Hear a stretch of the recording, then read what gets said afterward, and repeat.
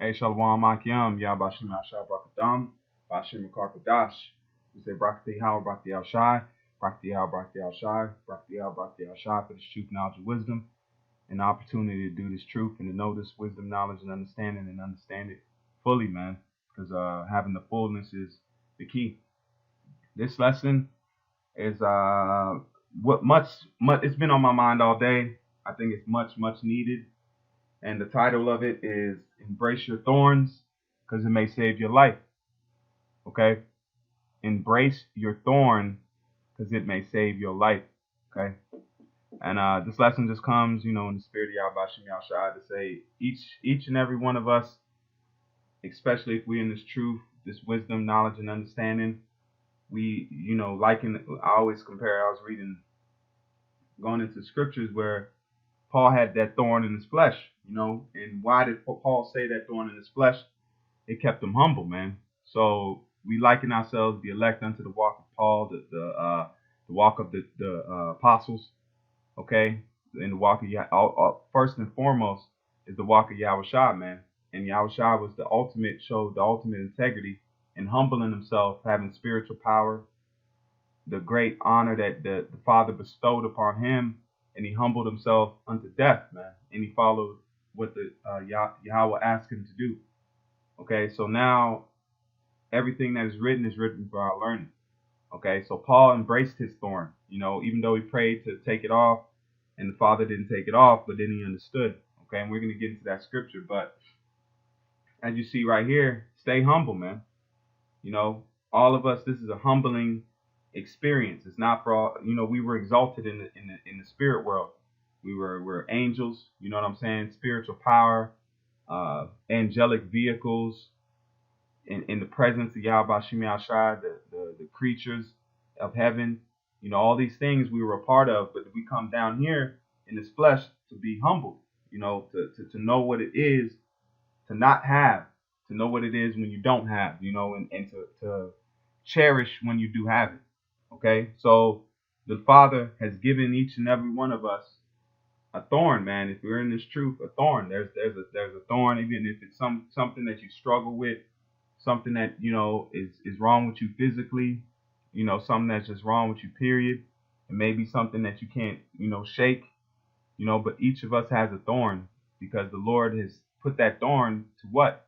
Keep us humble and to know that we, not to exalt ourselves, because this truth will big you up, man. This truth, knowledge, and wisdom will puff you up.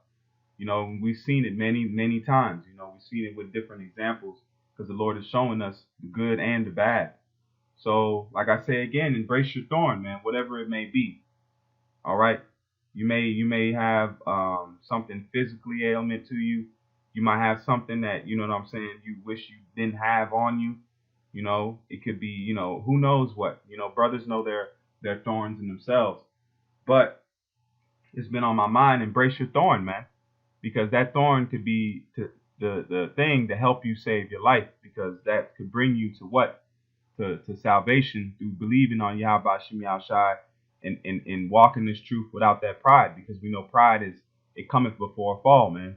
Okay, the Lord sets pride, he sets the wicked in the path of the pride or proud, which is a slippery road that you don't want to walk on, man. The much we get this truth, knowledge, and wisdom, the more we should humble ourselves, the more we should be lonely and be more of a servant, just like the apostles, elders have showed us. They're serving us with these videos, these wisdoms, and these breakdowns that's coming through the spirit. So let's jump right into it. I just wanted to set the tone, and you got in this truth, especially you don't look at a brother's thorn as something that is to be looked down on, because the Lord gave that man a thorn to hopefully bring him into salvation and to bring him into that deliverance. So we shouldn't look at other thorns as, oh man, something wrong, because each of us has something that the Lord has put in us if we be of the hopeful elect, that keeps us in that a groove of things. Okay, so we're just gonna go through the scriptures, and Lord willing, Abaratazah, this is edifying, and it brings comfort to those that are battling thorns, are battling things that make you, in your mind, humble you. Okay, and we all know our own situations. And this is 2 Corinthians 12 and verse, let's start at 6. No, let's start at 7. Let's start at 6. 2 Corinthians 12 and 6. For though I would desire to glory, because Paul he could have gloried because the Lord gave them many revelations. He made him a pastor or a preacher to the Gentiles, okay, a prophet to the Gentiles, a teacher to the Gentiles. He magnified his office, okay. And it says, for though I would desire to glory, I shall not be a fool, for it says, I will say the truth. But now I forbear, lest any man should think of me above that which he seeth me to be. Because at the end of the day, we're nothing without this truth. It's none of us. The Spirit has been put on us to give us the wisdom, knowledge, and understanding, the opportunity to go into these scriptures. That's the comforter, okay? That's giving us hope. But at the end of the day, we shouldn't look of ourselves something that we're not. Because if we were just eating pork the other day, the Lord could easily take the Spirit and you be back in the world doing who knows what. That's why it says serve the Lord with fear and trembling. Because it's nothing that we've done to deserve it and nothing that we can do to maintain it besides if Yahweh Shem Yahshua see fit. And we keep in the Spirit. But if you're in the Spirit, you're going to do things that what? Magnify the Spirit. Okay? And it says, lest any man should think of me above that which he seeth me to be, or that he heareth of me, because this truth will go out to the four corners. A lot of things are coming to this truth. You got stars and rappers that are putting this truth out in the forefront. But what's happening now? Yahweh Shem Yahshua is exalting his words and exalting his name in the planet Earth, because he's drawn nigh to visit the earth which he made, like it says in the Apocrypha. And it says 2 Corinthians 12 and 7, unless I should be exalted above measure through the abundance of the revelations, because Paul got a lot of understanding. So the Lord had to put a governor.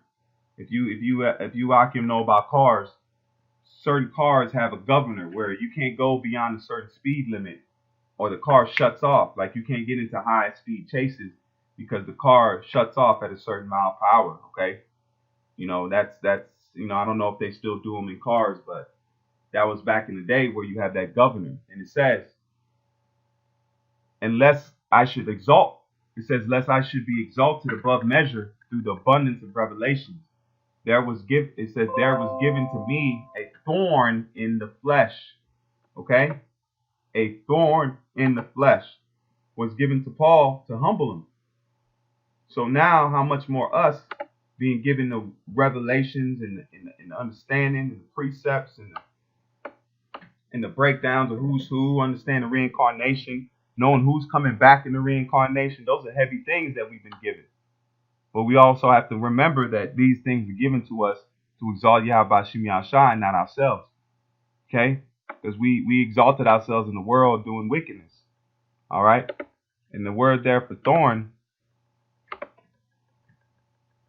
is scallops. Excuse me. It says a pointed piece of wood, plate, a stake, sharp, splinter. Okay? But if we go into the etymology, you have skelos. You get the word skeleton. It says the leg from the hip to the toes inclusive. So there was something that was plaguing Paul in his body, man. Okay? You might have something wrong with you from bad feet to excess something to, you know what I'm saying? Who knows what the Lord can put on you. But it's the same point to say, look, the Lord puts thorns in the men that he's chosen. He put a thorn in Paul because of the amount of revelations that he was receiving, so he didn't exalt himself. So each of us now, being in the last days where there's gross darkness covering in the earth, we're receiving a lot of revelations, a lot of deep understanding. So to keep ourselves humble, there's thorns in the flesh, man. Okay, on all of us. You might continue to be sick. You might catch hell. You might have some ailment. Okay, you might have something that's always constantly wrong with you.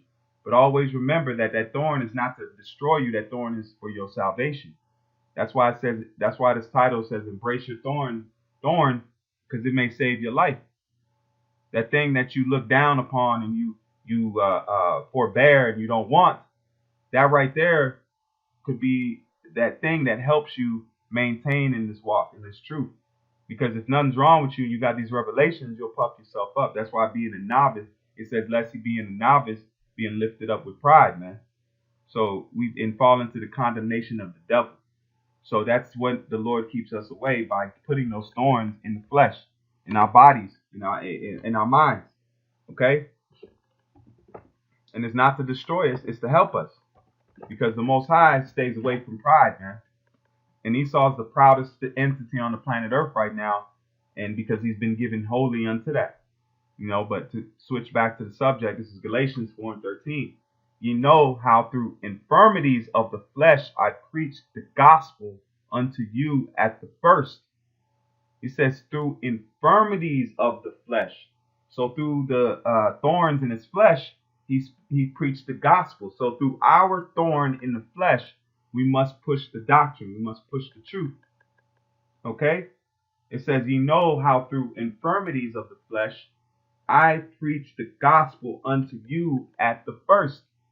And my temptation, which was in my flesh, ye despise not. So they didn't despise Paul because he had something that was wrong with him in his flesh. They didn't look at Paul and say, man, I can't deal with him because he got something wrong with him, man. Paul might have smelled funny, man. Paul might have had something wrong with him that pushed you would a normal man would push you go away from that person. But the men and the elect that was chosen to follow Paul and follow the spirit of Yahweh Shem Yahshai, they looked over those things. So that's why how much more us today and your fellow brother and your fellow man in this truth, you don't look at his thorn and think that's, oh man, that's saying this man ain't got it. Because that's not the soul. That's not that, because Paul was given revelations directly from Yahushua. So Yahushua put him on a high level, but he also put that thorn in his flesh that he would not exalt himself above the apostles, and he would stay humble. He had that governor, which is that hindrance, so he wouldn't exalt himself too much. Okay, and it says, in my temptation which was in my flesh, ye despised not, nor rejected, but received me as an angel of Yahweh, a messenger. So we're likened unto angels in flesh. That's why it says the Lord is going to bond flesh and spirit. Okay, we're going to become angelic beings in bodies that can eat, that can drink, that can sleep. Okay, but we're going to be angelic, man. Power at the Elohim, but in bodies that are able to do those things, certain things. Because right now, an angel can't eat. They don't need to eat and drink. They don't need to have sex, man, because they're not. The Lord didn't make them for that. They have a certain purpose. Just like you make a chainsaw to cut trees, the Lord created the angels to do His bidding, man. And it says, "Ye would have plucked out my." It says, "But received me as an angel of Yahweh, even as Yahweh Shah Mashiach." Where is then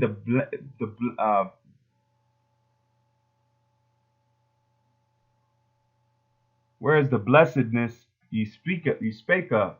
For I bear you record that if it had been possible, you would have plucked out my. It says if it would have been possible, ye would have plucked out your own eyes and have given them to me. Wow. So they were dedicated, man. I am therefore become your enemy because I tell you the truth. Because Paul was telling the truth, man, and he wasn't holding no punches. But let's keep jumping. Let's go to the next precept. This is Job 2:7. And we need some certain lessons like this, man, because we all forget sometimes that, this world weighs you down, but your thorn is a blessing that Yahweh Shem Yahshua has given you to keep you humble, man, so you don't stir away from him. It says Job 2:7. So when Satan, it says, so went Satan forth from the presence of the Lord and smote Job with sore boils from the sole of his foot unto his crown. So who smote Paul? was the angel of Yahweh Shem Yahushua, man. Just like the angel smote Job with boils and a thorn in his flesh, the Lord smote Job, man. Or he smote Paul. And it says, so went Satan forth from the presence of the Lord and smote Job with sore boils from the sole of his foot unto his crown. And he took a potsherd and scraped himself withal, and he sat down among the ashes, which is mourning. So we're likened unto Job, okay? The Lord has sent his angels to smite us with the curses and the thorns, man. Because some of those diseases and things that the Lord promised us would be in Deuteronomy 28 are taking place unto us. And we can't shake it. But through those curses, we're being made humble. And we're coming back to the Lord with a broken and contrite spirit. And we're seeking for forgiveness through the blood of Yahushua. And in 2 Corinthians 11 and verse 30. This is heavy scripture, man. And it says, if I must need glory, I will glory in. It says, if I must need glory, so if you're going to glory, it says, I will glory of the things which concern my infirmities. So you're going to say, hey, look, hey, I'm glorying, but the Lord put this on me, man. You're going to glory in your infirmities and know that the Lord has put that on you to what? To bring you closer to him. So don't look at your thorn as something that's a burden, which, you know, of course, who knows what brothers is dealing with. It becomes a burden, or it wouldn't be that thorn. It's not something you're going to smile about and be happy with, because then it wouldn't keep you humble. But the infirmity always to be there to remind you to stay humble. It says in 31, and Yahweh, the power of the Father of our Lord Yahushua Mashiach, which blessed forevermore, knoweth that I lie not. All right, so we telling you the truth. We out here telling these guys the truth. We're not out here to lie to people. We don't have time to lie to people, because that's going to be blood on our hands. So why would we risk our families to lie to people and push this doctrine? But it says in the scriptures, if you add unto it and you take away, you shall be added to curses. So we're not going to do that, man. We're going to stay the past because we fear Yahweh Shem Yahushua, man. And this is 1 Peter 4:14. It says, if ye be reproached for my name's sake, happy are ye, for the spirit of glory and of the Most High resteth upon you. So if you've been put in the word there for reproach, is on uno edizo, and it says to reproach, upbraid, revile, deserve reproach, of undeserved reproach, to revile, unbraided, cast forth of one's teeth. Okay, and it says,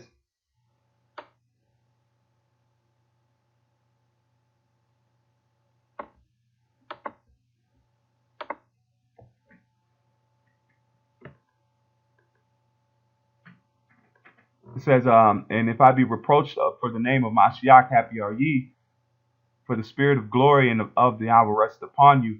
On their part he is evil spoken of, but on your part he is glorified. So Yahweh Shem Yahushua is glorified in our infirmities. It says, in our weakness he is made strong. Okay? So always remember that. It's not for you to be like, yeah, man, get these infirmities, man. I don't want them. I don't want this. But then the Lord take the infirmity away, and you go head over heels into pride, and therefore you were rejected, man. Because being humble is key, man. All right, this is James 4 and verse 10. James 4 and 10. Humble yourselves in the sight of the Lord, and he shall lift you up. So humbling ourselves in the sight of Yahweh Shem Yahushua is a good thing. It's something that we need to exercise and push forth, because it's not about being the man all the time, you know. Yahushua is a perfect example. He could have been the man all the way. He had the power. He was raising men from the dead through the power of his Father, man. So he had the juice. This is where 1 Peter 5 and verse 6 or 5. And it says, likewise, ye younger, submit yourselves unto the elders. Yea, all of you be subject one to another, and be clothed with humility. See, that's why you got to come and you humble yourselves in the elders, and you learn, and you just, don't speak. It says don't use many words in the presence of elders. Be more ready to hear than to give the sacrifice of fools. For Yahweh resisteth the proud and giveth grace to the humble. Humble yourselves, therefore, under the mighty hand. which is what? The curses and the infirmities that you've been put on. The mighty hand of Yahweh, that he may exalt you in due time. And this truth is going to exalt itself, man. We're going to be the greatest thing on the planet through the power of Yahweh Shem Yahshai. And there's nothing nobody can do about it, man. Esau can't shake that. Esau can't do that. He can't renege it. He can't blow the world up. He can't shoot it. He can't stab it. He can't burn it. He can't blow it up. There's no way to take away the promises from it. Yasharallah. It's sealed and it's signed, sealed, delivered, man. It's ours. This is 138 and verse 6. Psalms 138 and verse 6. It says, though the Lord be high, yet hath he respect unto the lowly, but the proud he knoweth afar off. See? It says, though I walk in the midst of trouble, thou wilt revive me. Thou shalt stretch forth thine hand against the wrath of mine enemies, and thy right hand shall save me. So the Lord going to deliver us out of these, man. We just got to keep hope and keep praying and staying on the course, because that's all we got. That's all you got. You don't got nothing else. Because the Lord, you go in the world, that don't mean your thorn gonna go away. Now you're gonna be in the world with the thorn and no possible chance of salvation because you took your hand off the plow. You know, that's the part we at. So keep your thorn and maintain the walk. 2 Corinthians 13 and 4. It says, for though he was crucified through weakness, yet he lived by the power of Yahweh. For we also are weak in him, but we shall live with him by the power of Yahweh towards you. So just like Yahweh Shai was raised up and exalted, the Lord is going to raise up his mighty elect and exalt them. They're likened unto Yahweh Shai also, because Yahweh Shai is the first fruit of us all. Okay? And this is 2 Corinthians. I'm going to close on this chapter. I just wanted to make this point, and Lord willing, it was edifying and brings out some points, man. Because those demons will use your very own thorn against you. They'll use your thorn against you, saying, oh, yeah, something's wrong with you. But at the end of the day, who controls that? It's Yahweh, man. And the demons are just playing on that because they know the flesh is weak.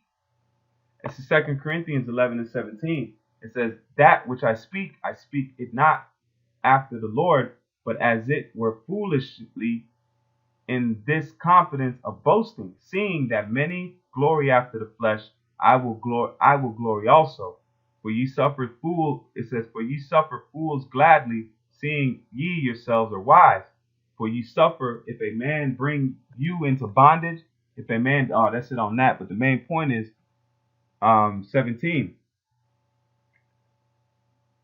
And it says, that which I speak it not after the Lord, but as it were foolishly, in the confidence of boasting. So in the time we're going to boast in Yahweh Shem Yahshai, man. We're going to boast in ourselves. We're going to boast in this word, this truth, wisdom, knowledge, and understanding has been given to us, man. So Lord willing, this is edifying, and I want to give all praise and honor to Yahweh, Ba'ashem Yahushai, Ba'ashem Rakar Kodash, Barak to Yahweh, Barak to Yahushai, Barak to Yahweh, Barak to Yahushai, Ba'ashem Rakar Kodash, Shalom Akim, keep faith, keep pushing, and keep the toe, man. We almost there. Shalom.